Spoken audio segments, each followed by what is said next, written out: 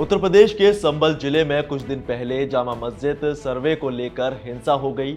हिंसा क्यों हुई? क्योंकि जहां ये जामा मस्जिद है उस जगह को हिंदू पक्ष हरिहर मंदिर होने का दावा कर रहा है और इसी दावे के आधार पर कोर्ट ने सर्वे करने का आदेश दे दिया। हालांकि सर्वे का काम पूरा कर लिया गया है और अब सर्वे रिपोर्ट अदालत में पेश की जाएगी, जिस पर सभी पक्षों को अपनी राय देने का मौका दिया जाएगा। अब इस मामले में और क्या क्या हुआ, इसकी मोटा मोटी जानकारी आपको अब तक हो गई होगी, लेकिन इसके पीछे भी एक बड़ा सवाल है। सवाल यह है कि क्या वाकई हरिहर मंदिर को तोड़कर मस्जिद बनाई गई थी?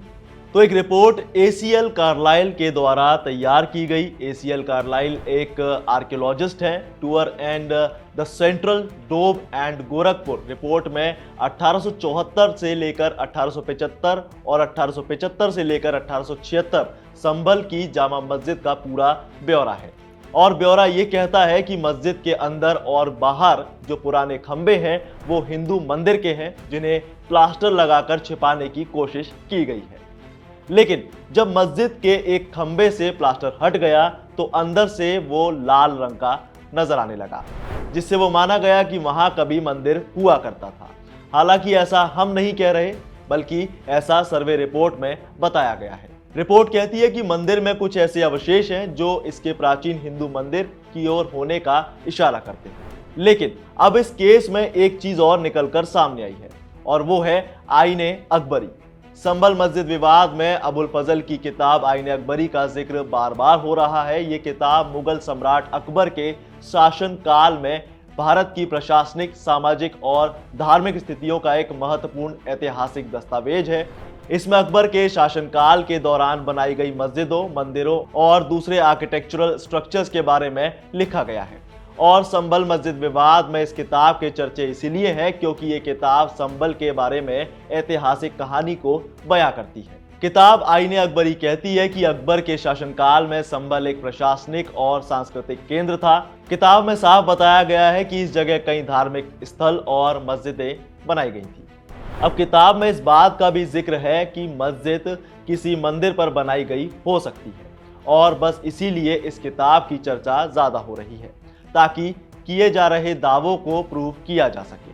हालांकि अब यह विवाद सिर्फ ऐतिहासिक मुद्दा नहीं है, बल्कि इसमें कई राजनीतिक मुद्दे भी जुड़ गए हैं जो इसे और भी ज्यादा संवेदनशील बना रहा है। चलिए अब जरा विस्तार से जानने की कोशिश करते हैं कि किताब और मुद्दे की असली कहानी क्या है। देखिए, ये किताब भारत के अलग अलग इलाकों और उनके आर्किटेक्चरल स्ट्रक्चर्स के बारे में इन डेप्थ जानकारी देती है, जिसमें संभल के बारे में भी बताया गया है। और जब बादशाह अकबर का शासन था उस वक्त संभल एक इंपॉर्टेंट प्रांत था।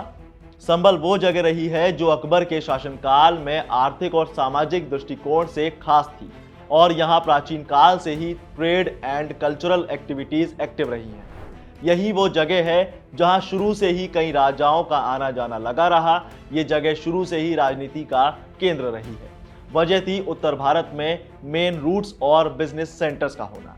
और अगर बात आईने अकबरी के मुताबिक की जाए तो अकबर के राज में सभी धार्मिक धरोहरों को सुरक्षित रखने की कोशिश की गई है। हालांकि जिस दावे की बात अभी भी की जा रही है, यानी मंदिर मस्जिद हुआ करता था या नहीं, तो ऐसा कोई प्रमाण आईने अकबरी में नहीं मिलता है। दरअसल आईने अकबरी अकबरनामा का तीसरा और सबसे इंपॉर्टेंट भाग है। इसमें अकबर के शासनकाल 1556 से 1605 की प्रशासनिक, राजनीतिक और सांस्कृतिक व्यवस्थाओं के बारे में इन डिटेल बताया गया है।